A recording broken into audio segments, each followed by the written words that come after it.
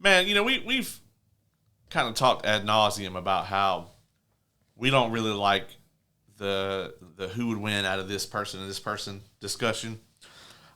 Just because it's kind of like lowest common denominator, it's like the bottom of the barrel of like, don't get me wrong, I'm not saying that there's like no, who would win out of these two people conversation, that's great. I think there's a lot of things that would be like a cool debate of like who would win out of this person to this person. But I saw one on the internet the other day that I was just like, I think this person is fucking trolling. And it was like, do you think that Thrag could solo the 7? And I was like, my brother in Christ, I think that Oliver would have a good chance of soloing the 7.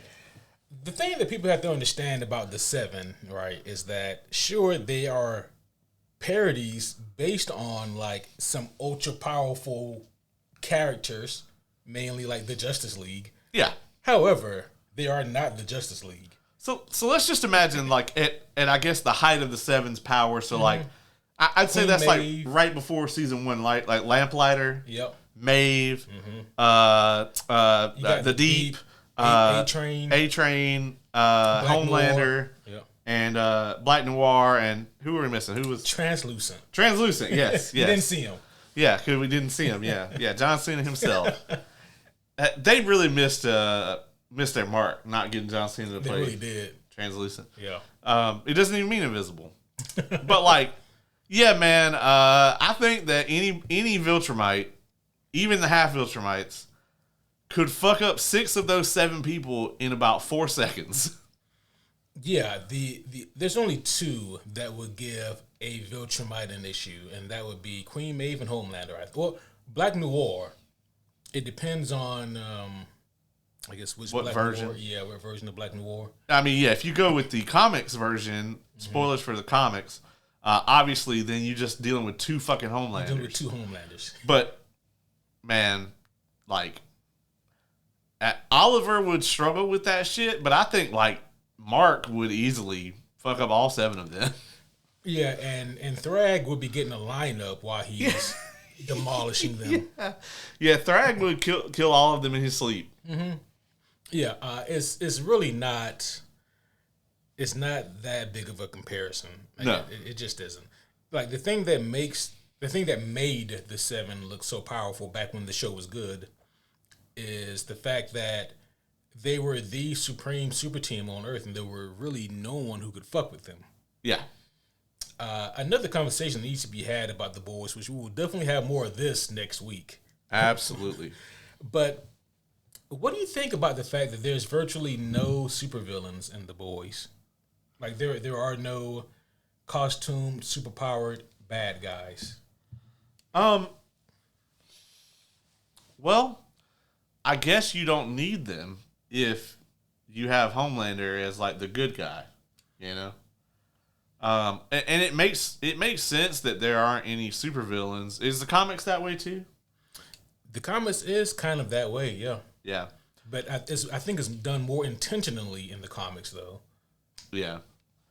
And I think that is definitely something that they are missing, and it would have been a cool thing for them to maybe add, because I think that this show, and once again, we're going to be reviewing the series finale, the last half of season 5, and giving basically our thoughts on the entire show next week when the finale comes out. But not to give too much away, I think that this show suffers from a lot of problems where obviously Butcher and Homelander was the thing that they were building from jump. I think that the show was too singularly focused on that, and then they realized, oh fuck, we cannot possibly resolve this until we get to the end. And so the show has just felt like it's been running in place for 3 seasons. Mm-hmm. And that fucking sucks. So I think maybe if they had added some supervillains, that may have helped them. I guess Stormfront was kind of a supervillain, but she just had the Vault Media machine behind her. Right. I mean, she was a supervillain in a not so different way from Homelander. Yeah. Where she presented like a hero, and it's just one of those things where like there are no media focused villains per se, other than those who have been politicized by the Vought machine. Yeah, I think it would have been very cool to say, like, to have, like, an actual supervillain that came up and, like, maybe, like, the Seven is having a hard time stopping them, and, like, the boys end up actually defeating them, and then, like, the Seven just takes credit Exactly. for it. You know? Yeah. That would have been a very cool thing they could have explored. It would have been. Yeah, it's a very unique dynamic that they could have gone. And I remember really thinking this, and even exclaiming this much on the podcast back when season 3 was coming out. Because back during season 3, this is when we really started to get the shift from Homelander being a kind of a parody on a Superman What If into a Trump parody. Right. And I remember exclaiming back then, my fear was that they would forget who Homelander is and just focus on all the Trumpisms. And that's exactly what happened. But I think that, like, had they kept that kind of focus, it would have made for really cool interactions with, like, you know, supervillains. Because if you deal with the parody of it all, then it looks real bizarre and in a funny kind of way if you have, like, you position them as almost like your X-Men stand-in. Yeah. But then instead of the X-Men being the ones who are victimized and the public being the ones who are out against them, it's kind of like the other way around, where it's like the X-Men are now the ones who are fucking demolishing people. Yeah. But and then just the normal everyday people are like, oh no, this is fucking awful. Yeah. Like there were really creative, unique things they could have done with the show, and now that it's almost to an end, it's unfortunate that they missed the mark. And I think the thing that people also are kind of hanging their hat on that maybe they shouldn't is, yes, season 5 is a blatant setup for Vought Rising, but even more so, Vought Rising has even less canonical standings than the Boys TV show does. Yeah, I mean, I'm hoping that Vought Rising can be a little more traditional. Mm-hmm. Obviously, it's still going to be paradoxical because we're going to be getting fucking Soldier Boy in his prime, and he was a real motherfucker. Yeah. Like, we're going to be getting full Nazi Clara. Bomb Sight seems like he might have been a piece of shit. It's hard to tell. Maybe he was, but, like, the one appearance that I've seen of him, he seemed like he might have been an all right person. Yeah, maybe. By comparison's sake. Maybe. I've seen that actor that they got to play him in something before. He's got a familiar face. Can't quite place it. I'll look it up after. But, yeah, man. In other news, got some kind of sad news today. Ahsoka Season 2 is being put off to 2027. Really? Yeah. Kind of that came through the grapevine today. That's unfortunate, man. I'm hoping it's going to be like a January release, you know? Yeah. Man, because it was originally slated for what? Fall. Damn, okay. Yeah, I thought that they were trying to tee it up to kind of align with Mando and Grogu. Yeah, I thought so too, maybe, but I don't know. Like, it's weird because, like, you would think Disney would be fast tracking a Maul season 2 because it's the number one thing on Disney Plus right now. Like, every time I log into Disney Plus, it's like number one show on Disney Plus, Maul. They never know what's gonna hit at Marvel. They don't. At Disney. Yeah, Disney. They're just throwing shit at the wall. Yeah, they don't have a clue. 100%. So there has been a new movie that came out recently, the Mortal Kombat sequel. Yeah, have you seen it yet? I've piecemealed it together with all the leaks that have come out online. I don't know if you've caught wind of any of it, but I was just randomly scrolling on social media, maybe because my algorithm knows me too well, but I just started getting, like, lengthy clips of this movie that was leaked. Yeah, it was wild. So I have not seen anything on it. I know Shao Kahn is in it. He seems to be a bad motherfucker. Yeah. Which he should be. He absolutely should be. They got the right guy to play him, I'll say that much. Yeah, and apparently that dude, it's like all him. Like, obviously it's CGI. Yeah. He does the mocap and the voice, though. Yeah. And he's a big motherfucker. Yeah. I mean, like, it's not like he was actually wearing, like, a mocap suit, per se, for all of it. Like, a lot of that was just him being a big motherfucker. Yeah, right. But it was the scenes that I saw in this Mortal Kombat movie. They were interesting, and it's one of those things where if I sat down and watched the full leaked version at home, I'd have been all right. I don't know if I would ever actually pay money for it. What is also interesting is that I'm only seeing two reactions to this Mortal Kombat movie online. I'm either seeing this is the greatest Mortal Kombat movie ever, this is what we needed, this is what we've been waiting for, or I've seen, my God, this movie's fucking awful and it's trash and I can't believe I wasted my time watching this. Those are the only two reactions I've seen to this Mortal Kombat movie. Those are the only two reactions I have seen also. Just the feeling that I have, I feel like I'm going to be like, this is the second best Mortal Kombat movie. You know? I somehow the original one, it's still just, it's not a perfect movie by any means, but it just very perfectly captured the essence of the video game. It's so weird, right? Because the 1995 Mortal Kombat movie, it does not set a high bar. No. No, I think they made a movie for like $70. Including catering. Yeah. $49.99 of that was the charcuterie boards they got from Sam's. Yeah. But somehow, some way, and it's like, I think it's a tone thing. I think that, like, the thing about this Mortal Kombat movie is that, like, the tone of it is so hard to get right because the video game itself knows what it is. It's cheesy nonsense, but it takes itself seriously. Right. But that's kind of like part of like the whole joke of the whole thing. Yeah, I mean, I'll be honest. The thing that like really sticks out in my mind actually about that movie, it was the first good video game movie I ever recall seeing. And by good, I mean like I thought it was good when I was 8 in 1995. Yeah. Was like the very first like Sonya and Kano scene. And I was like, this is the video game characters.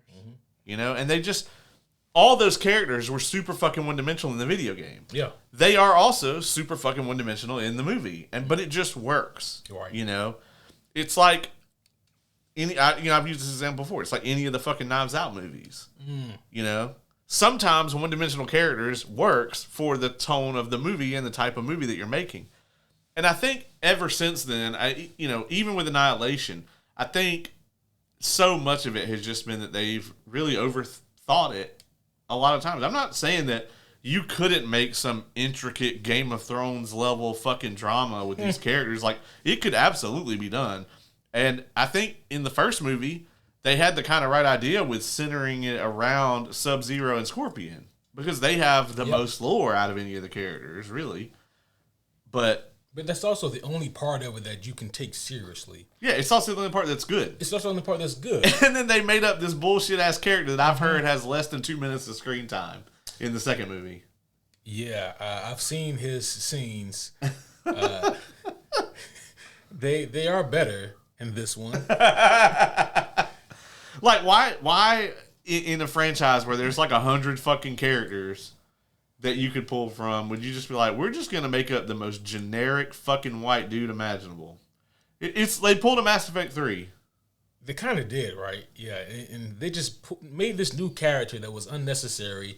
I think that they thought that the audience needed a surrogate to walk them through this. Yeah, but they should have used Liu Kang or, could have Sonya used or anybody. Yeah, Johnny Cage, which seems like what they did in the second one. And the Johnny Cage stuff works really well, even though I love Carl Urban. I still think he's a bit of a miscast. I agree. But he does a really good job, all in all. The dude that played Johnny Cage in the original, not that they could have got him again, but like, I thought he did a great job. Yeah, he did. He did. So. And like the only reason why Carl Urban's Johnny Cage works as well as it does is because they lean into him being like an aging, failing actor, Yeah.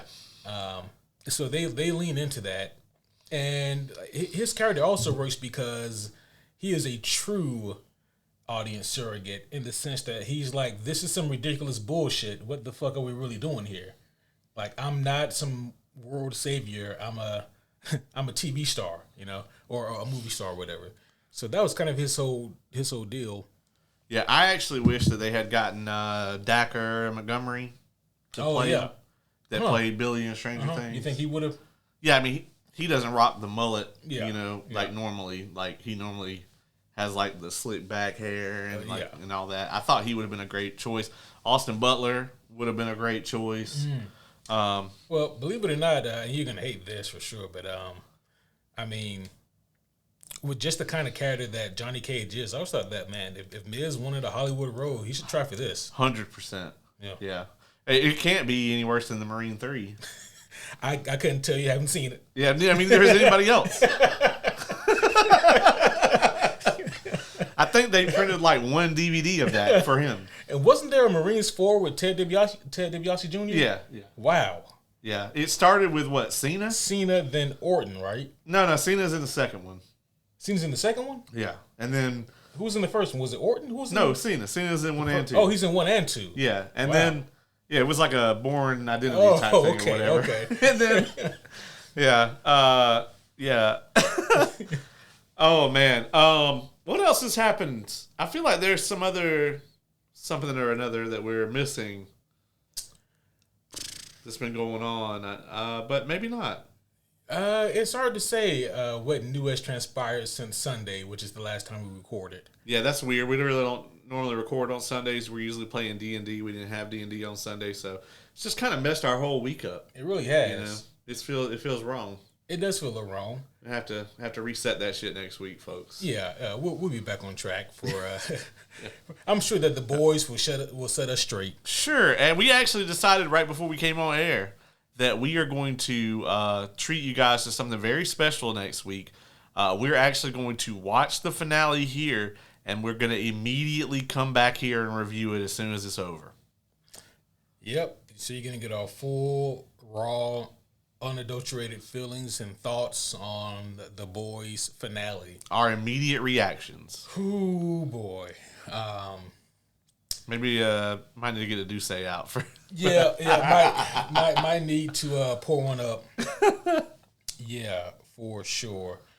As a matter of fact, we have to record on that night because, like, I leave the next day. That's right. Yeah. We also did get some news yesterday, I think. There's a convention about an hour up the road from us called Soda City Comic Con. It takes place in Columbia, South Carolina, and they just announced that none other than Wilson Bethel is going to be a guest this year. I was going to be there anyway, but holy shit, I will definitely be there now. That's amazing. That is incredibly dope. And I'm going to have to try to make it down there to that. Yeah, agreed. When is it? It's usually usually the week before or 2 weeks before Dragon Con. God damn it! But it's like I said, it's Columbia. We just day trip it. Yeah. It's not like a get a hotel thing. That's or whatever. True. Yeah. And it's only Saturday and Sunday, I believe. Okay. So it's not like you got to take a day off or none of that shit. So right. You literally could just go down there, spend the day, and really last year. They had most of the X-Men 97 cast. Friend of the show, Sean Legacy, was there last year. The only person who was like, I'm trying to remember who their like big guest was. It was Randy Quaid. Oh, okay. Yeah, he was like the only person that really had a wait. And then the year before that, they had the guy that voices Optimus Prime. Peter. Peter something? Yeah, Peter. If I don't get to say this often, but if you know exactly what I'm about to say, to me. But if the homie Brendan were here, he would know. He would know this. But he was there, okay. And he was he had a line. I bet. But honestly, man, the lines to like meet and greet with people are very small there. Okay. So yeah. Well, yeah, I guarantee you that line for sure is going to go to Wilson Bethel. Yes. This year. Yeah, he's probably like the major guest, especially like the timing on that is really good. That makes me think, man, maybe a lot of the Born Again cast is doing the convention circuit. I would love to get some people from the Born Again cast Like Jon Bernthal? No. He's not in season 2. Yeah, but we wouldn't want him to be there. But everyone else. No, he's probably busy. You know? You think so? Yeah, I hear he's actually got I've heard through the grapevine that he actually kind of has a history of missing conventions. Yeah. It's funny you should say that. Is that right? Yeah. I don't know if you know this or not, but I can barely remember the details myself. But almost 10 years ago to the day, Yep. I went to a comic convention, Chicago. So. Yeah, Chicago WizardCon. Wow. Okay. Yeah. It was after Daredevil season 2, and they were gearing up for Defenders. Ah, okay. Jon Bernthal was supposed to be there. Oh, right. And I show up and I get Elodie Young to sign this cool plaque that I got. Yeah. And she complimented it, and I got Charlie Cox to sign that cool plaque that I have out there. Yeah. And he signed it. Yeah. Were you like, you should do a video game for sure? It would be great. I said that to him verbatim. Yeah. You know what? You should do like a very obscure French-based video game.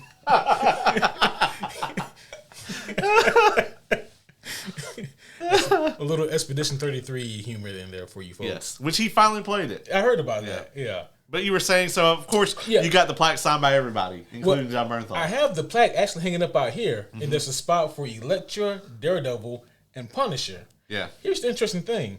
I get Charlie to sign it. He goes, "Oh man, this is a really cool plaque, man. This is awesome. Did you get this here?" Like he's really complimentive of this plaque, and then he goes, "It's a shame that John isn't here to sign this." And my heart kind of sank a little bit, and I go, "I'm sorry, what?" But clearly, you got completely over it since then, because I mean, if I hadn't mentioned such specificity, it would have never even crossed my mind. Yeah. I mean, I'm not mad about it or anything. Right? Yeah. It's just he said he's going to be there, and then he wasn't. But again, who even remembers something like that from 10 years ago? I mean, maybe he'll come to Dragon Con and you can get him to sign it. I mean, I'm not that concerned, Or maybe Mark Hamill will come and you can get him to sign your animated series. That would be like my only objective. Yeah. Be like, I'm going to go stand in this Mark Hamill line for 6 hours. Minimum. Yeah. That's like if you get there at like 4 a.m. Exactly, yeah. Oh, man. Well, are we ready to get to the main event of this? Yeah, man, let's do it. I guess introductions are in order. Absolutely. Homies, one and all, welcome back to another very special episode of the Superhero Homies Podcast. My name is Quentin, and as always, I am here with the world's greatest co-host, the homie Caleb. That's right. I'm busting out some drip today. I try to do the damn thing. I actually bought a dope as hell Invincible shirt today. Can't wait for that to come in so I can wear it on the show. Hell yeah. There's been a lot more Invincible merch lately. For a while, you couldn't find that shit. But yeah, man, I'm doing the damn thing, and it's a momentous occasion because just last week, we just got done with Born Again Season 2. And to follow that shit up and to get us nice and primed for Spider-Man Brand New Day, we have the Punisher Special One Last Kill, which came out yesterday. Yeah, man. So we've been looking forward to this one for a while. Absolutely. Punisher One Last Day. We haven't seen the Punisher proper since... One Last Kill. What did I say? You said One Last Day. One Last Day. You're combining them already. The two. Yeah. You know what I mean? Because, he's getting us there. Yeah, he's getting us there. Yeah. Come on. Yeah. One Last Kill on a Brand New Day. Yeah. We've been waiting for this since we last saw Punisher, which was a year ago, in Daredevil Born Again Season 1. And at the end of Born Again Season 1, we saw him break out of the Anti-Task Force Vigilante, a.k.a. Chili facility. Yes. Yep. Cold in there. Yeah, a little chilly in there, a little icy even. He broke out of there, killed that one that one naive schmo guard. And then we've been wondering what's he been up to since then. What's he been doing since the end of Born Again Season 1 and where Brand New Day picks up at? Well, we do get a brief interlude into a day in the life of Frank Castle in the form of this special. Man, It's been a few years since I've done a pull up. This might surprise you. Okay. But yeah, man, I never did them until I like projectile vomited all over myself. you be working out like that at the gym? I thought that this was like a pun or something. No, like when he's doing the pull ups on the thing, he like pukes in the middle of it. Oh, he did kind of well. Yeah, it's a lot of the burp. I've come close, like with deadlifts. Yeah, but I've come closer to blacking out than puking. No, he like straight up puked everywhere, like mid pull up, and his hands were bleeding. Yeah, his hands were bleeding. I caught that. It's weird. I watched it twice, and I didn't even notice that he just puked all over himself. Somehow. It's quick, but he's just like, yeah. And then he throws up again after he gets down, which he seemed to be chugging pain pills with whiskey behind it. Yeah. Don't do that, folks. Please. Don't do either of those things, actually. Yeah. It's weird, right? Frank has one healthy coping mechanism, which is exercise, and then he compounds that with like a bunch of bad coping mechanisms. I mean, he's got to have so much scar tissue on his body because, I mean, in season 2 of Daredevil, season 1 of Born Again, both seasons of The Punisher, this motherfucker gets beat almost to death in all 4 of those. Absolutely. And then he takes a lot of fucking damage here. There's always been debates online, right, about, okay, we know that these comic book characters are human, but how human are they really? And then people always bring up, like, Kingpin, Batman, Punisher. Like, how human are these humans, really? And the thing with Punisher that people always mention is his durability. Like, no matter what form you're consuming the Punisher in, whether it be a comic book or a movie or a TV show, whatever, he takes a gratuitous amount of damage. Yeah. And just keeps coming back. I mean, he's just too angry to die. Too angry to die. Yeah. Spite keeps a lot of people going. Yeah. Spite and coffee keep people going. Yeah. When we see Frank here, would you say this is the lowest point we've probably seen him at? It is hard to say the lowest point of Frank Castle's life. He definitely does not seem good. No, he's not good at all. And this could very well be his lowest of lows.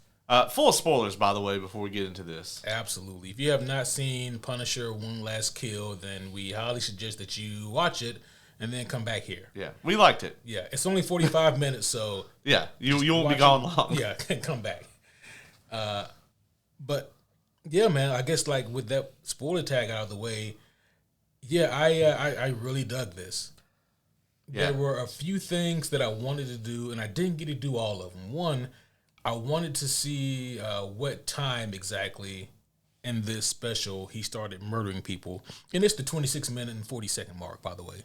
And it goes for about 20 minutes. Yeah, it goes from that from that 40-minute start point till the credits. Yeah, yeah, pretty much, yeah. And then the other thing I wanted to do that I didn't have time to do, if I had time for a third watch, I would have done it, but I was going to count the number of kills that he had within that time frame. It's like a John Wick amount of kills. There's been a lot of comparisons to John Wick, in this. I think that comparisons to The Raid would be way more apt, just because The Raid takes place inside of one building. Yeah. And you have like your protagonist trying to fight his way out. It actually reminded me, I don't know if you remember this scene or not, but it's in The Shield, actually. They go to this like set of apartments that are supposedly like you got to send the SWAT team into this fucking place.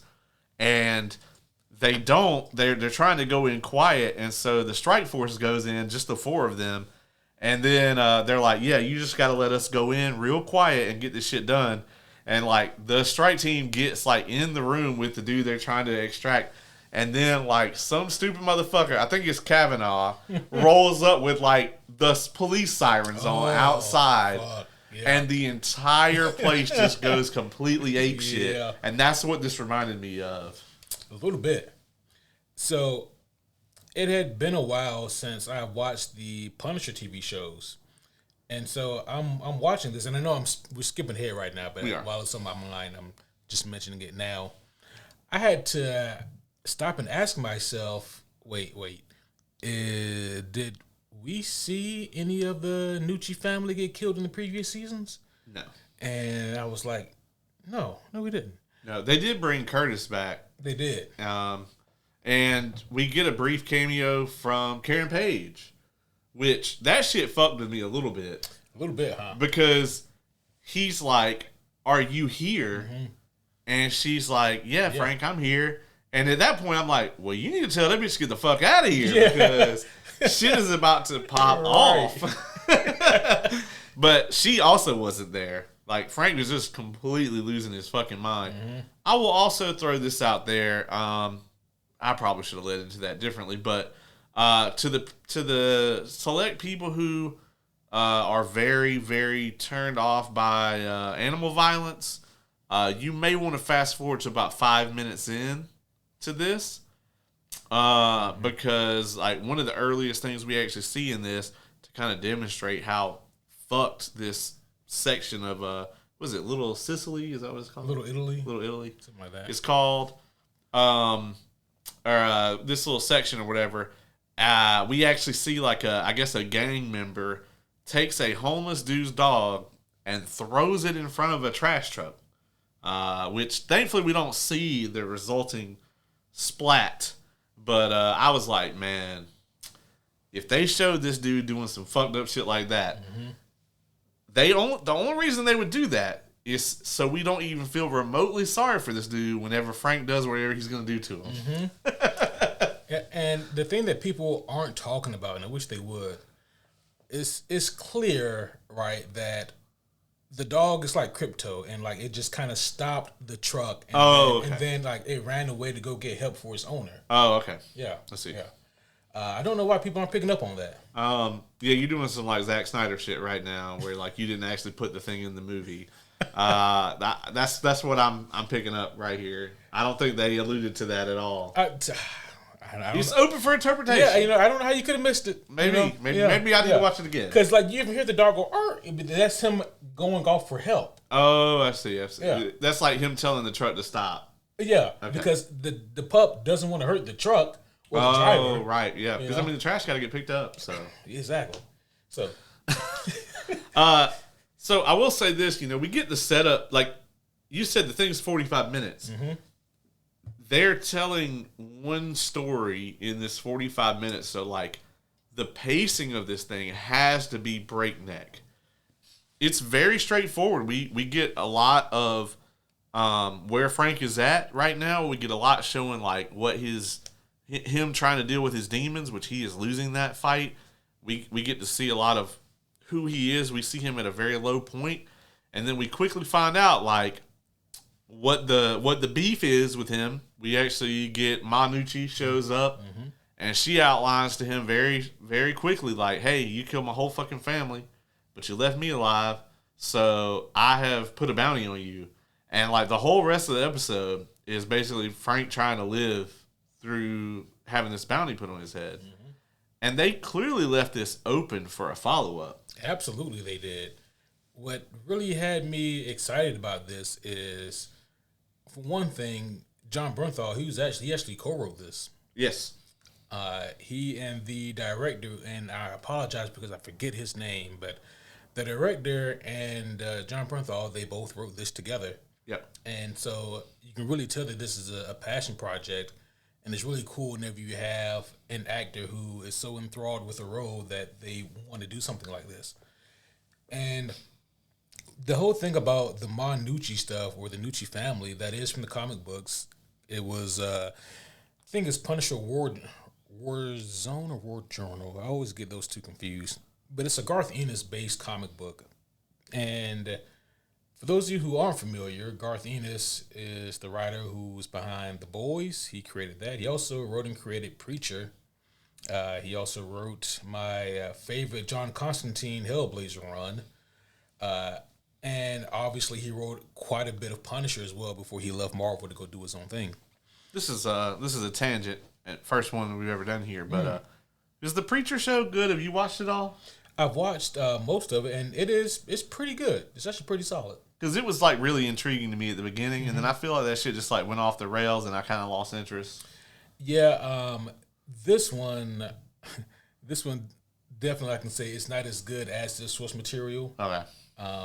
A lot of people consider Preacher to be Garth's magnum opus, like the best thing he's ever done. Oh, okay.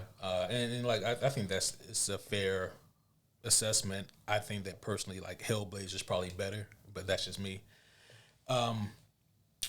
The Boys is Garth Ennis when he has no one to give him any supervision and he can just do whatever he wants. There's nobody to tell him no. Yeah, that's The Boys. And his Punisher stuff is also actually very good, except for there's like one or two Punisher books he does there towards the end that is like there's no way the same guy who wrote this other Punisher stuff wrote this. Oh, no. This is awful. Yeah, like his Punisher versus Wolverine stuff was trash water. And I don't just say that because I'm a Wolverine fan. It was just bad, just plain bad. But no, the stuff in the comics with Manucci, it is in theme very similar to what we get here. Punisher, he murders basically this lady's entire family because her family is garbage. Yeah, they're a bunch of fucking mobsters. Yeah, a bunch of evil mobsters who do a bunch of evil shit, and Frank deals with them.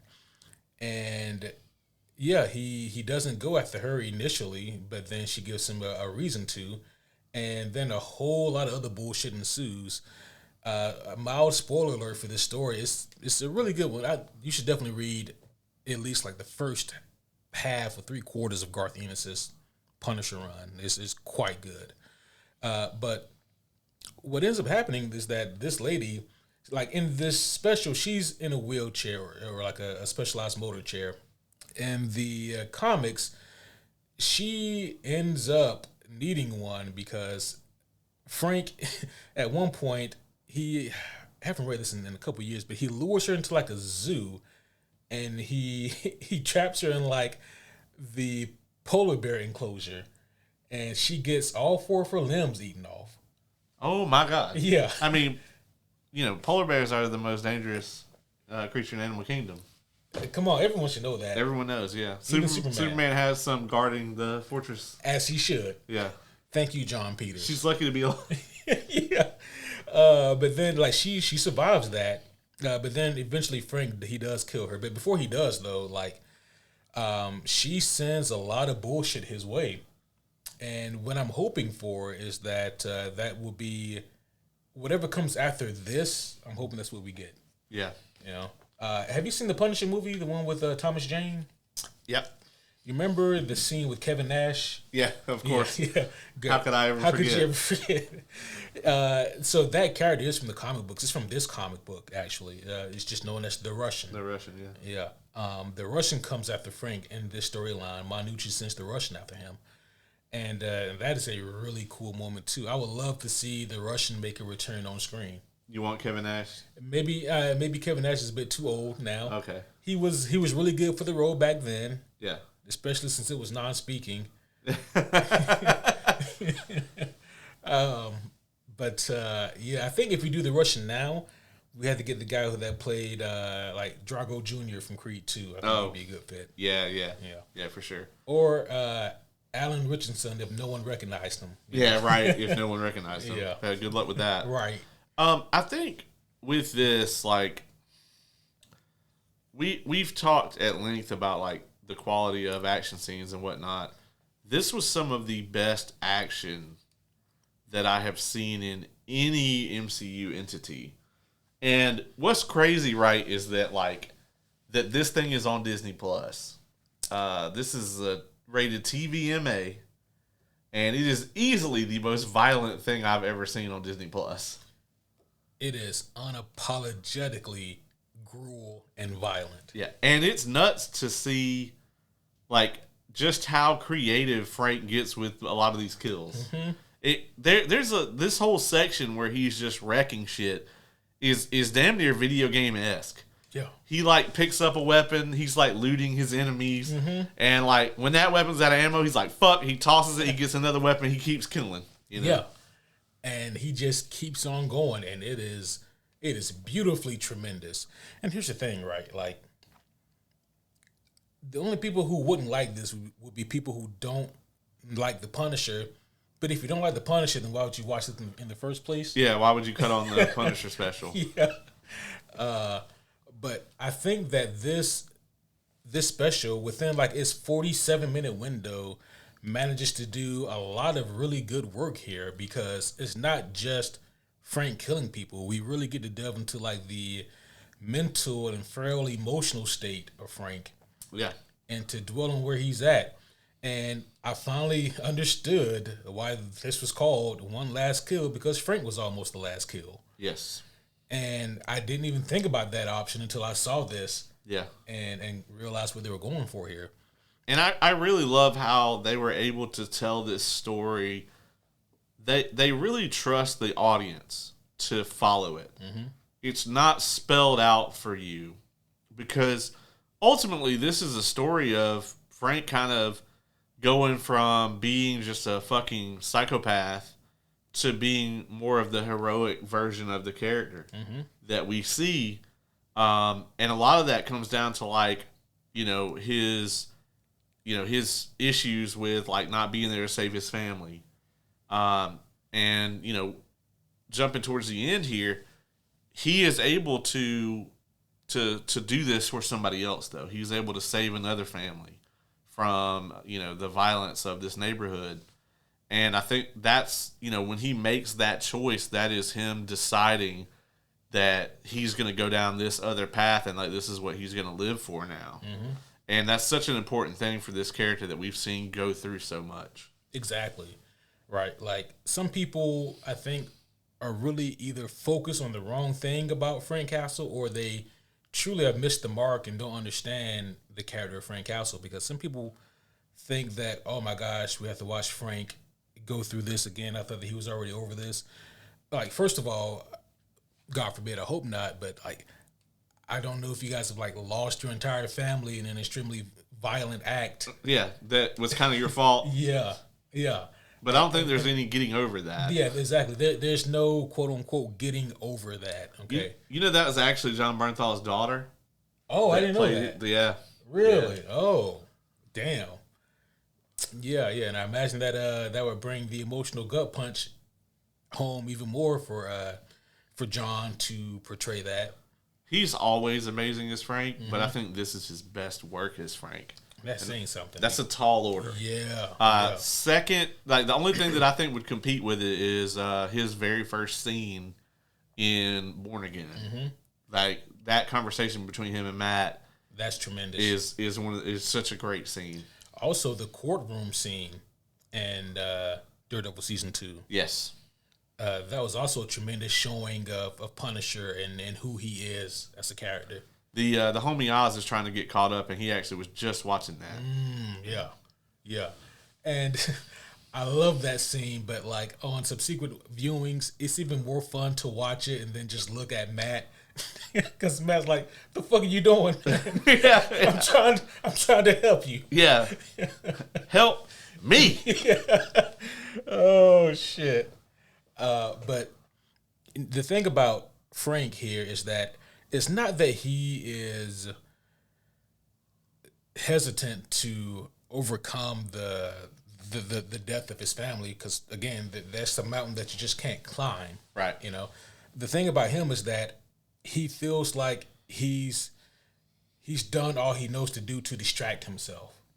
And so up until this point, he had been punishing people, not even so much because like this is what they deserve. That's like a secondary thing for him. He does it because he's trying to numb himself and he's trying to distract himself from the fact that this horrible thing happened to him. But now he wants to do this because, okay, well, this is helping people and it's also helping me in a weird cathartic kind of way. So it's really cool to see that kind of interesting development for the character. Yeah. And, I mean, him making this decision here at the end, they don't spell it out for you. Mm-hmm. it's just heavily inferred. Like you have to think about it, you know. Well, and I think it really tells us when he has the opportunity to go after Manucci, but instead he goes to help like the neighboring donut shop guy. Because he could have killed her. Yeah. Right then. Mm-hmm. But instead he went to go help that family. And that's the moment where he chooses a different path. And I think this was so important because, like, at the end here, when we see him, he's out in the full Punisher gear.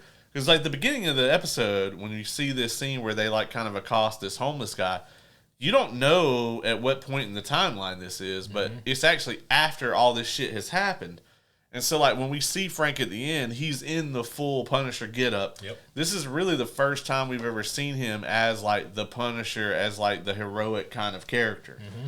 And he's out there acting as the Punisher that we typically know from the comics. Yeah. And so it's really important for us to see that, especially leading into, Brand New Day, where it's like the Punisher we see in the trailer, it's 100% this guy, but it was hard to imagine that guy from what we saw in Born Again. Yeah. So I think it was really important for them to show how we got to that place. Exactly. Yeah, we get to see Frank again with a purpose. Yeah. And he needs this. It does not explain why he was not killing the shit out of Fisk and his goons. But does not explain that. And this also, again, doesn't help Spider-Man's case at all either. No, because Spider-Man was apparently like off smoking rocks somewhere. Right. Like what are and again, right, like I understand that both Stan and Jack, who can be accredited as being the two creators of the Marvel Universe, they were both born and raised in New York City. It is their home and it is where 95% of their heroes are from. Yeah. But man, does that create a logistics problem. It really does. I mean, I'm beginning to think that, Spider-Man might just patrol the white, nice neighborhoods. Yeah. You know what I'm saying? He goes swinging around neighborhoods that already have a pretty low crime rate. Yeah. He just helps keep it low. Yeah, that's why in Spider-Man 2 he was like delivering pizzas and shit. Yeah. Right. Yeah. So that is something, right, that has to be discussed at some point. Like, if you want to, you can make the argument that we don't see the Thunderbolts or the Avengers. Yeah. You can make the argument that we don't see them because Val is trying to keep them on a leash with her politics, but how much control does she really have? Well, like, and it also would make sense for them to be off doing some other shit since they're like the Avengers right now. Yeah. Like, it makes complete sense for them to be off somewhere. It makes sense. We know Doctor Strange is off-world. Like, his fucking house is down the street, Right. But, like, for Spider-Man, like, the neighborhood is supposed to be his thing. So, like, I really hope that Brand New Day, obviously, they're not going to have time in this movie to go really far in depth into it. But I hope they at least explain why this motherfucker's been busy, Yeah, they're going to have to explain something because he would have fucked Fisk up. Oh, for sure, yeah. Yeah, and like this all-out fucking gang war that was happening in One Last Kill, like I feel that, maybe he should have done something about that. But what do I know? Well, I mean, it didn't go on that long. So the neighborhood's been in a fucked up state for a while. That's true. They need a post-credit scene where like Spider-Man gets there like after all this shit happens and it's just like bodies and he's just like, what the fuck, man? Oh no. I'm late.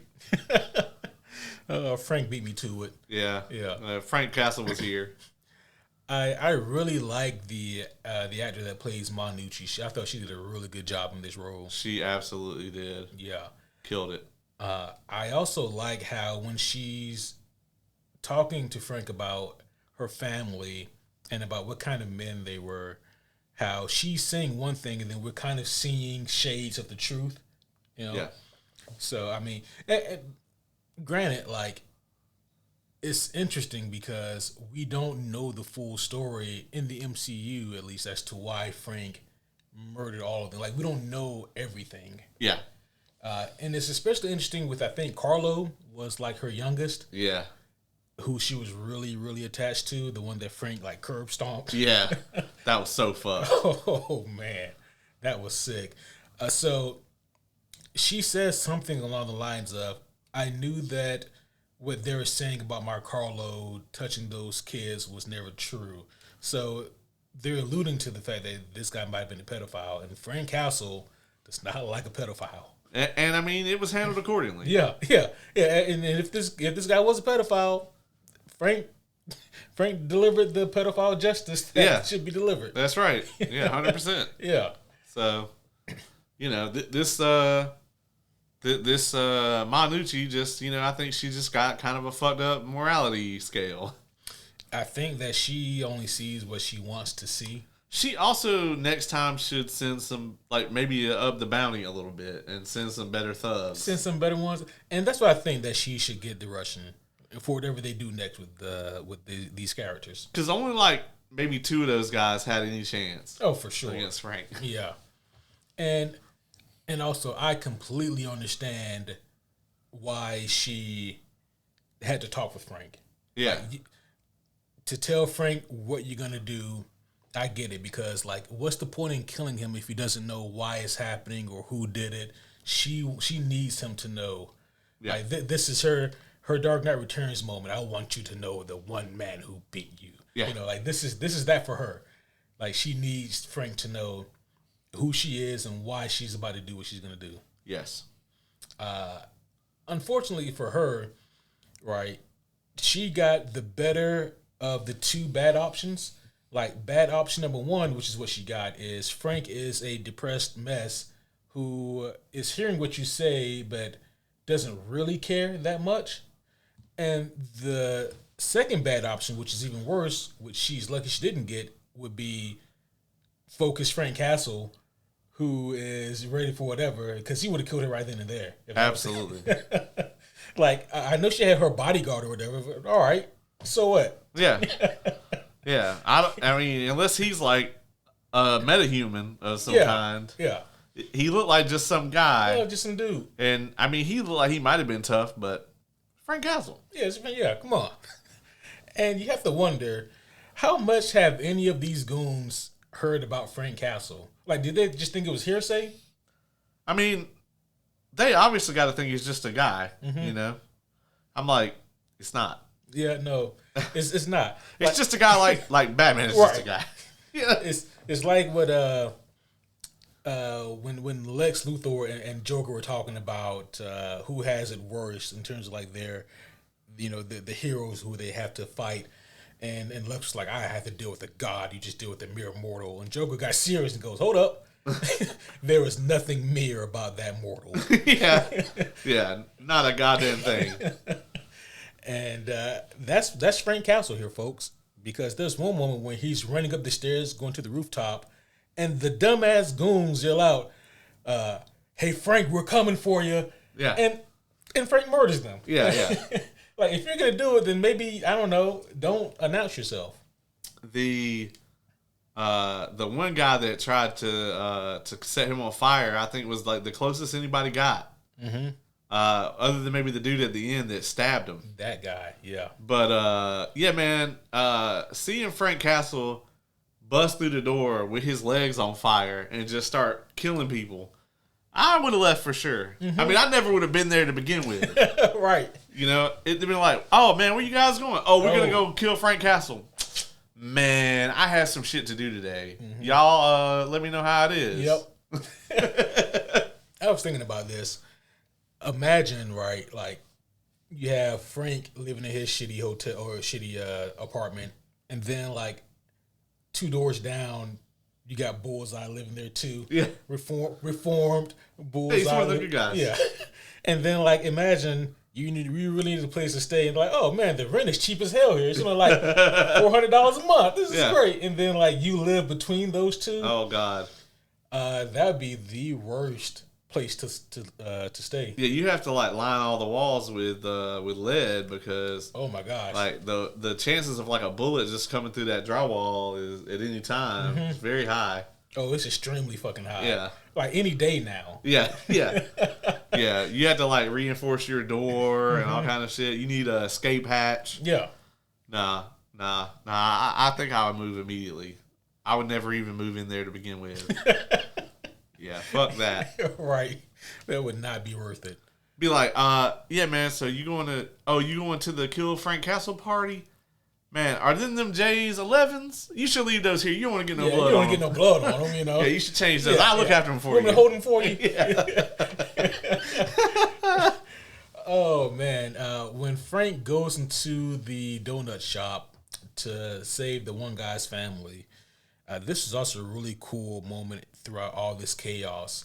And you mentioned earlier the big dude at the end who tries to get one up on Frank. Yeah. Stabs him and then slams him down on the counter and starts beating his face in. Frank fucked this guy up so bad. Oh my gosh. Yeah, Frank grabs a pen. Yeah. And the way he stabs this man to death with this pen is some of the most gruesome shit I've seen. Yeah, this dude had a very bad time. Like, fortunately for him, you know, Frank eventually ends up stabbing him in the neck. Mm-hmm. But, like, up until that moment, man, I was like, this dude is going to bleed out very slowly. And even when he stabbed him in the neck, right, Buddy was still alive for a while. Yeah, that was a bad way to go. Yeah, that was a very painful exit. And, like, once Frank stabs him, because he stabbed him twice in the neck. The first time he stabs him in the neck, Buddy kind of stops responding to like the other stabs, and then Frank gets him again, like in the side of the neck. Yeah, and the carotid. Yeah. And that was about all she wrote. That was gruesome. Yeah, man. Frank stabbed that motherfucker like 20 times. Yeah. Oh yeah. And it was very like select places. Like Frank was dismantling this man. Mm-hmm. It was almost surgical. Yeah. Yeah. He got him in like the thigh, the armpit, the fucking bicep. Yeah, like he was getting him like where like all the major veins and arteries are. Yeah, man. It was a real gruesome act of violence. I love it. Yeah, Frank was done with this motherfucker. Oh yeah. Let's look at an earlier scene here that we talked about a little bit. What do you think when Frank went to his family's gravesite and he pulled the gun on himself? I mean, obviously we know that he's probably not going to do it, but I think what they're trying to tell us in this moment is like, this is Frank at his like lowest, right? Like he's tried everything he possibly can think of to like cope with this, and he just can't, you know, and in his mind, the only thing he can do at this point is to go join them. And, you know, fortunately he sees this vision of his daughter and he realizes, you know, just how ashamed he is of her, the thought of her seeing him like that. And that's what causes him to like pick himself up and keep going. Yep. You know, incredibly powerful moment. Absolutely. It was very powerful, very moving, and very needed for Frank and his mental state. And I don't want to think too deeply about scenes like that, but I can absolutely imagine this is his subconscious having a reaction to do something to keep himself alive. You know? Yeah, probably. Mm-hmm. So, at the end of this, we see Frank suited and booted, looking like Punisher proper. Yeah. And for really the first time. Yeah, I mean, we've seen him dressed up, you know, with the all black tactical gear and the Punisher logo. Yeah. But this seems different. Yeah, this looks like he went to Melvin and got a suit made or something. Yeah. Is Melvin alive? Yeah, I was going to say, we need an update on Melvin. Yeah, we haven't seen him. Melvin? Yeah, haven't seen him in a while. He has to be around because, like, Daredevil has 2 new suits. Actually, not to go back to Born Again, but he's got like 5 suits. Does he really? If we go back to season 1, there's the scene that we see all of the suits and the helmets lined up. Yeah, that's true. And I don't know why Matt just decided to discard all of them and then he just spray painted one black. Yeah. Like I know for a fact you have more suits. Yeah. Yeah, and then we actually get to see one of them, you know, in season 2, another new one. Yep. I mean, Melvin got to be around, right? Gots to be, yeah.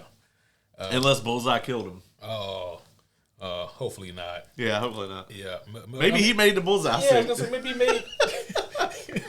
Maybe Bullseye was like, "Hey, man," which I actually think in season 3, I think we're gonna see like the proper, maybe not the exact, but I think we're gonna see like an actual Bullseye outfit. I think so. I think you're right. Do you think, based on this, obviously Brand New Day is going to have some more clues to this. We know the Defenders will be in it. We know that Bullseye will be in it. But do you think that Frank will be in season 3? I hope so. Yeah. It's hard to say right now because there's a reason I think he wasn't in the original Defenders. It could have been for budget because they didn't give him shit for budget there either. Yeah. But it could also be because there's already so many people in this. How many more do we really want to add? Well, and we're also about to be in the situation where, like, by the time season 3 comes out, we're already going to have seen Doomsday. So, like, what's going to be the ramifications on the MCU of Doomsday? Are they going to just ignore that? I think that's going to be difficult. So we will know a lot more in like 6 months as to where things are probably headed, and then after Doomsday, we'll know a lot more. So. Yeah, I mean, listen, if MCU 616 Earth is being raptured in an incursion, then there's no ignoring that. Yeah. It'd be hilarious if, like, season 3 of Born Again is just on a different plane. It's in a different universe or whatever, where, like, the Defenders just stayed together, you know? And, like, they just don't even reveal that for, like, 3 episodes. Yeah, I that would make me so frustrated. You'd be like, what the fuck is going on? Yeah. How did all these plot holes sneak through the script? Yeah. Yeah, Matt would be like, hey, Danny, you want to go hang out this weekend? I'm going to call Frank. What the fuck? Yeah, excuse you? Excuse you? And then, like, episode 3, they reveal these aren't our Defenders. Yeah. And you're like, motherfucker. And then we see, like, an incursion fight with those Defenders fight our Avengers. Yeah. Our Defenders. Oh, I was going to say, they're going to lose. Oh, yeah.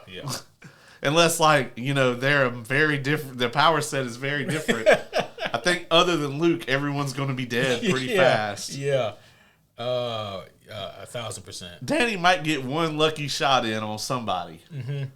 Have we seen, like, if the Iron Fist hits Thor, is it going to fuck him up? Have we seen this? You know, I don't know if we have seen it, but if I had to guess, if he... We're talking about Netflix Iron Fist or Comics Iron Fist? Like Netflix.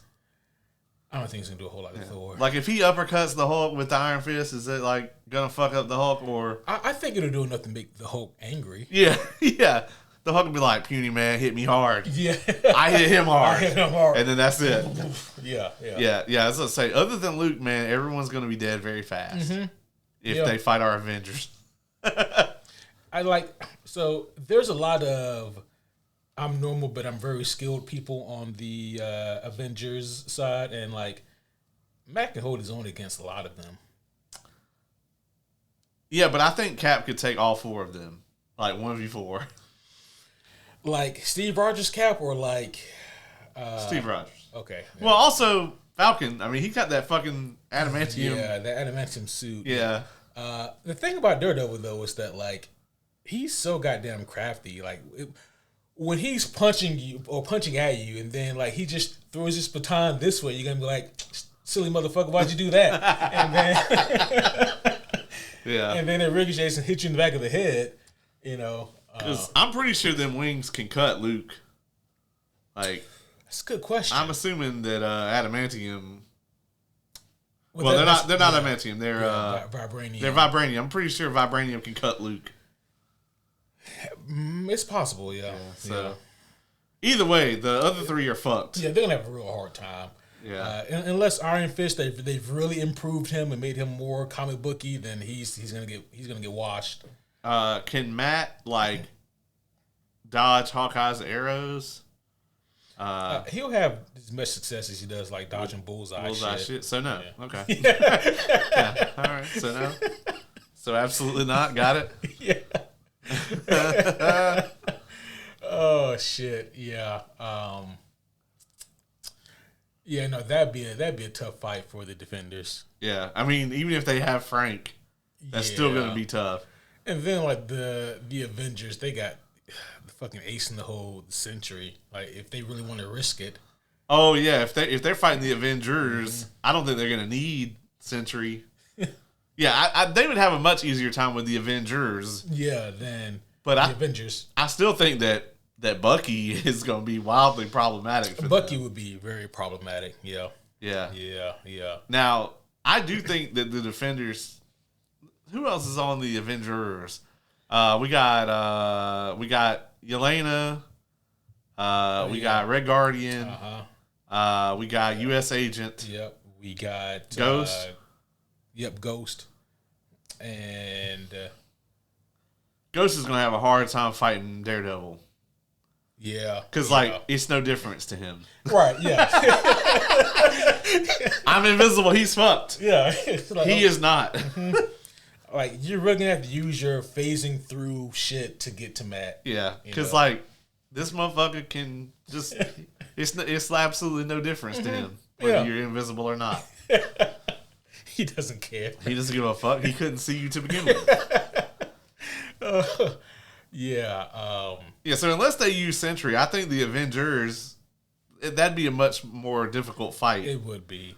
Because the Avengers, currently, they have Sam Wilson's Captain America. They have Falcon. They have Shang-Chi. We actually know he's going to be a part of it. Mm-hmm. Who else do they have? Well, they technically got Hulk still. Do they? Does he still count? It's for them? I'm pretty sure. Okay. Yeah. What about Thor? Technically, I think Wong probably counts. Okay. Wong has been hanging out with Shang-Chi and, Bruce. That's true. And, he's technically the Sorcerer Supreme. Mm-hmm. So, Clint is retired, technically, again. Yep. But he could... I mean, he's still doing Hawkeye shit, so he can still show up. It's true. Thor is around. He's alive. Yeah. If they got Thor or Hulk, it's over with. It's a wrap. It's a very quick fight. Yeah, so this is a done deal. Yeah. Are any of the Defenders worthy to live Mjolnir? Whew. I mean, the answer is no. But. Yeah, no. No, Matt has too much guilt. Way too much guilt. He threw Bullseye off that roof, man. That reminds me of something. Not to cut you off there, but I was reading some kind of discourse online earlier this week, and it was so funny, right? Because they had the audacity to ask, okay, I just finished Born Again season 2. I really enjoyed it, but can someone explain to me exactly why Matt is in jail? And one of the first responses was, well, amongst many other things, he threw a man off the roof of a building. Yeah, amongst many other things. Yeah. Assaulted several police officers. Yeah. Broke into several buildings. Mm-hmm. Committed so many acts of vigilantism. Mm-hmm. Assault with deadly weapons. Yeah. Yeah. I mean, the list goes on. It's a laundry list of charges that Matt is facing. Yeah, not to mention, if that motherfucker is collecting disability, fraud. Yeah, they're gonna call. He's like, no, I really am blind. Yeah. No, I am. For realsies. Yeah. So, no, there would be so many charges Matt Murdock would face. Yeah. I mean, and all his cases are gonna get overturned. Mm-hmm. Them shit's all gonna have to go back to trial. Yep. And that's gonna make it real hard for poor Kirsten because Foggy can't do it. Yeah, no, yeah. It's all gonna be her. Yeah. So yeah, to anyone wondering why Matt is in jail, it's because all the reasons. All the reasons. We are so far off the rails here, guys. We really are. I mean, this thing is actually pretty quick, though. I think we've talked about most everything in this. Yeah, I think we covered it all. I mean, this special covers the emotional depth and heartache of Frank Castle really thoroughly, really gives us a glimpse of where he is right now. We get to see the action and really release to the action with Monucci and her wanting her revenge for her family. And we get to see Frank Castle come out of this thing a better killing machine than he was before. Yeah.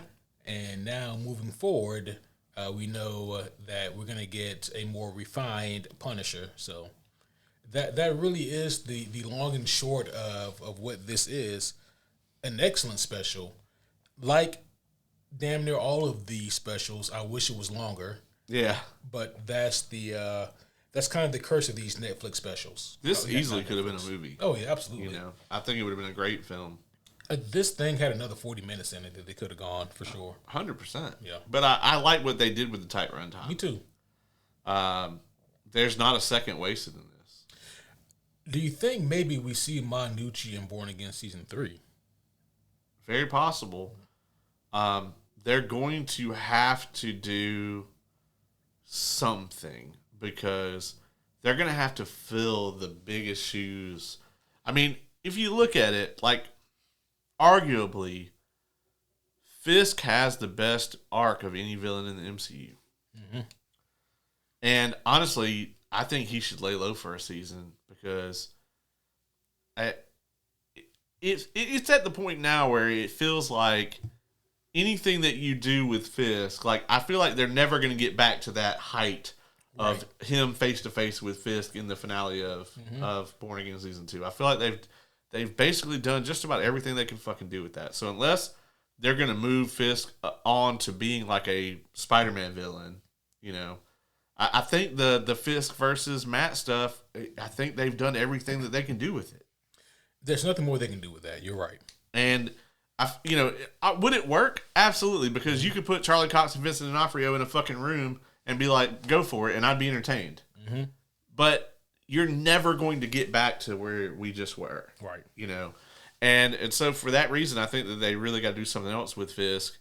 Because Vincent D'Onofrio as Fisk is also too valuable to just, have him lay low forever. So I think you have him lay low overseas, but you got to do something else with him. Yeah. Well, we do know that Fisk is going to return in season 3. Yes. As well as Bullseye. We know he's coming back. Yeah. And it is heavily speculated that the Hand will return. We don't know that for sure. And I don't like that at all. Because it feels like at this point we're just flip-flopping back and forth. Mm-hmm. Fisk the Hand, Fisk the Hand. And Muse, Heather as Muse, she's also going to be returning. I would love to see like a Manucci rebuilding the crime family, that being like her being the main like antagonist. And then, obviously like Muse isn't working for anybody, but you throw Muse in the middle of it, It's like you have all this shit going on, and then you have this unknown with Muse. I feel very much, though, I love Deborah Ann Woll. I really do. But Heather's going to kill her. Oh, dear Lord. I think the odds of Heather killing her are pretty high. You know, it's interesting. I think the opposite. I think that Karen will kill Heather. I think that Karen could kill Heather, and that could really cause a rift between Matt and Karen. I can see it. Yeah. Because the second that Karen dies, Punisher's gonna go on a rampage. Yeah. And Matt may just help him at this point. Yeah. And as far as Bullseye goes, I think it would be. I don't think that we're done with Matt and Bullseye yet. I think there's still something more there that they can definitely mine. Agreed. Yeah. But in terms of like the main villain for Born Again season 3, I'm a little worried, man, because I'm having a hard time thinking. It's just because it's so hard to find anyone who can fill the shoes of Fisk. Right. And also with where Bullseye is, as phenomenal as that character has been, he's not currently in the position to be the big bad. Yeah, I think they're going to go a different direction with him. Honestly, I think for this, like, obviously, if we're bringing the Defenders in, I think it's got to be somebody with some sort of supernatural ability. Yep. I would rather, if they're going to bring back somebody, I'd rather see, like, a fucking sequel to like Purple Man, or something like that. Something something that justifies having the entire Defenders team there. It's going to have to be something big. I do not want it to be the Hand. Fucking Christ. I feel like that's played out. You know? I feel like that whole thing is played out. And if they do it, I think it's just going to be an excuse for them to get Elodie Young back. And how many times are y'all going to kill Elektra? Yeah. So, yeah, man. I hope they don't go that route. I would like to see them do something else. And I mean, honestly, season 3 doesn't have to build up to this crazy thing the way that season 1 and 2 did. Mm-hmm. Season 3 can just have, I mean, if it's going to be 8 episodes, introduce a villain, let them have an arc, and like let them go to jail or be killed or whatever, and then let's keep it going. You know, we don't have to. Every season doesn't have to be this crazy epic. Yeah. You know, where with season 1, we got that finale that I'll hate forever. But because we got that, we led into really big things in season 2. But everything doesn't need a 2-season arc. Yeah. So. For me, I think the best approach for Born Again season 3 would be they don't have to have Valentina actually show up, but just have it mandated and be passed down that, okay, Fisk was very wrong. He was very corrupt with what he did, but he had the right mindset, and that is we do need to clean up we need to clean up these streets. And so we're going to implement our own specialized task force, our own vigilantism of sorts, but these report directly to us. They work for us. They are government trained, and these are all tropes that I'm stealing from the Civil War comic book. You know, like all of these people, whether they be heroes or villains, they work for us now, and they are now government trained, and they go where we want them to go. They do what we want them to do, and they work for the people. Yeah. And I think that would be a cool reason to kind of have the Defenders kind of come together. Yes. So if they do something like that, that'd be really cool, and also something we haven't seen a whole lot of in the MCU. Maybe they could get like Bullseye and then like 5 other people. Yeah, and do like the Dark Avengers, make it that. Yeah. Mm-hmm. But if there's 6 of them, Oh no. It could be... No. It could get very sinister. I think it just gets silly. Yeah, silly 6?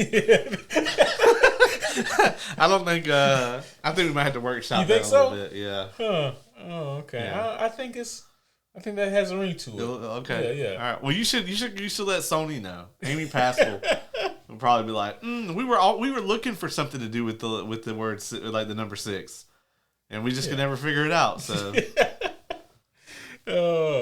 I mean, well, the serious 6 doesn't work, so we have to go with the silly 6. You want to score this thing? Yeah, I was going to score it. I believe it's your turn. It is my turn, indeed. Oh, it's weird to knock something and say, I wish there was more of it, right? Mm-hmm. This thing is a tight 45. They don't really waste a whole lot of time. Like, you could argue, like, okay, well, Frank could have killed half as many people. But we really enjoyed the action here. The action here is stellar. This thing doesn't waste time. It gets in, it gets out. And for me to say, at the end, this thing left me wanting another hour of it, I can't knock it for that. If anything, that I'm adding points for that. I think there's a lot that we could have gotten with Frank's psyche. Like, it's weird that killing like 90 people brought him from where the episode starts to where the episode ends. I think this could have used some more time to breathe and kind of see how Frank really gets from point A to point B in this. But I'm going to give this thing a 8.7 out of 10. I really wasn't too sure like what to expect when One Last Kill was first announced. I just knew that I was really excited to see Jon Bernthal return in this role. And what we got was, like you said, 45 minutes of very cool character introspection followed by very gratuitous violence. And those are two things that you really want from the Punisher. You want something that's character driven because you want to get into the mind of the man, to figure out where he is, and then you want to also see him kill a bunch of bad guys. And that's what we get here. They very quickly introduce what I think is a new, really compelling villain in Manucci, and I think that we got something here that is clearly they took a lot of inspiration from the Manucci character from the comic books, which I really love and appreciate. I think that they're setting up for something great here, but even looking at just what we have here, this self-contained thing, I think is really, really good. Someone online compared it to an extension of, what was it called? Punisher. It was a follow-up with Thomas Jane when he was like a 5-minute short that he did as Punisher. When he's in like a laundromat and he's doing like his laundry, and then like a bunch of goons started fucking things up, and he Punisherizes them. It's on YouTube. I forget the name of the short, but Thomas Jane, he officially came back as the Punisher for one more time to do that small like little short film. This feels like an extension of something like that in terms of its tone. But I think that this really does a good job of subtly and not overtly. It doesn't yell at us, but it subtly gets us from the Punisher that we had in the Netflix era to the Punisher we have now. And I guess maybe a better way to describe it, it gets us from tactical wear, black vest wearing Punisher to the white gloves and white boots Punisher. And basically what that means is that it gets us from like the natural born killer Punisher, the more who's more grounded and gritty, and it gets us to the comic book Punisher, or the more cartoony Punisher in a good kind of way. And I think that's good, man. I think that's great. But I had a great time with this. My only complaint is like yours, man. I wish we had more of it. But that is the best complaint to have about something usually. Right. I'm gonna give this a 9 out of 10. Very nice. Very nice. Well, there you have it, folks. I'm sure that we have very similar scores when we review The Boys finale next week. I'm going to let you guys know, if I had to score it right now, you'd probably get like a 4 from me. I know that you're a little higher than that, but holy shit. I hate watching this thing. I have enjoyed, what are Boys episodes usually like, what, 40 to 50 minutes? Mm-hmm. Something like that? Yeah, okay. So I have enjoyed probably 26 minutes of season 5 out of the several hours that we have gotten. Which means that, like, there's only 45 minutes of Punisher, and I've enjoyed more Punisher than I have The Boys. Like, double the amount. It needs to be over, folks. And thankfully, in about fucking a week, it will be. So I won't have to wait anymore.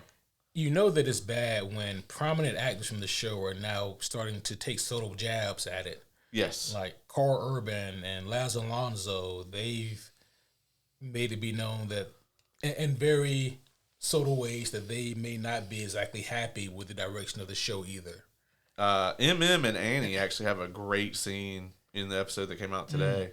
And I was like, where the fuck did they let the actors write this scene? Because the fucking writers didn't write this. You know what's crazy? And I don't know if this was done subconsciously or not, but you know the fucking director guy that we got who was recently killed off in the show, spoiler alert. Yeah. Like, is that just a stand-in for Eric Kripke? Because that guy, he typically comes up with a bunch of hack ideas and, thinks he's the smartest guy in the room. Yeah. And think he's like this savant filmmaker. I don't know. It just, especially hearing Kripke speak about his own work sometimes, just kind of feels like maybe an unintentional self-insert. He definitely knows that this is going to be rough. And we didn't talk about this, but the Boys finale is going to air on the same day that the Game of Thrones finale aired. If that's not cursed, I don't know what is. That's cursed as fuck. Oh man, that's a real bad time. Amazon will learn all the wrong lessons from this. They really will. And I think they will learn the wrong lessons from this because I guarantee you The Boys season finale will probably do gangbusters in numbers. So many people are going to tune in to watch to see how this thing colossally fails. Yeah. I mean, Game of Thrones last season did gangbuster numbers. Yeah. But everyone hated it. Mm-hmm. Right. Yeah. At the end of the day, people still want to see how is this whole thing going to wrap up. Yeah. One thing before we go, did you see the Brandon Sanderson finally watched Madam Web? Did you see that? Is that what you posted? Yeah. I didn't get a chance to watch it yet. Yeah. It's hilarious. Oh my! He actually watched Madam Web. Yeah. Yeah. He was like, my wife went to see it and she told me it was terrible, and I was like, huh. I didn't. I didn't. I didn't want her to experience this solo, so I went and watched it. And they actually go in depth about how much Dakota Johnson hated that movie. Mm-hmm. And like you can just tell in her performance that she hated it. Yeah. They were like, I've never seen this. It's not that she gave a bad performance, but like she gave a purposefully spiteful performance. You have to fire your agent after a movie like that. 100%. Like if you're an actor and your agent comes up to you and goes, Caleb, you're never going to believe this. Go ahead and thank me now. I got you a leading role in a Marvel movie. Yeah, and I'll be like, oh, fuck yeah. Yeah, it's going to be great. You're going to love it. And then it turns out that it's Madam Web, and I'm firing the shit out of you. Yeah, and it's not Disney, it's Sony you're working for. Like, oh, wait. It's that Jon Bernthal saying, wait,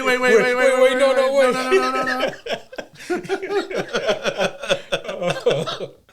Oh shit! All right, guys. I think we overstayed our welcome. Yeah, we did.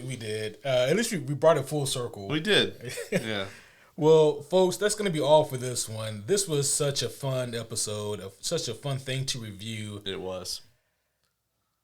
May it give us energy for next week. Yes.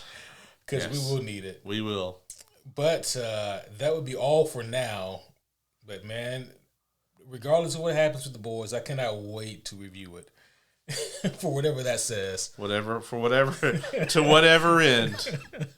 With that being said, homies, we will see you guys again next time. But until then, my name is Superhero Homie Q. I'm Superhero Homie Caleb.